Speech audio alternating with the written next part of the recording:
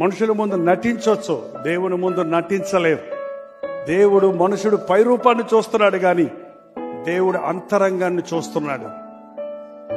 బయట చూస్తే బాగానే ఉంటాం, లోపట ఆలోచనలు, లోపట తలంపులు, లోపట ఉద్దేశాలు చెడిపోయినగా ఉన్నాయి. ఇవాళ దేవుడు మన హృదయాలను పరిశీలిస్తున్నాడు గనుక హృదయం సరి చేసుకోవటమే నిజమైన క్రైస్తవ భక్తి. లోకంలో అనేక భక్తి మార్గాలు ఉన్నాయి. అన్ని భక్తులకు క్రీస్తు నేర్పించిన భక్తికి తేడా ఏంటంటే ఇది దేహ సంబంధమైనది, బాహ్య సంబంధమైనది కాదు, హృదయ సంబంధమైనది.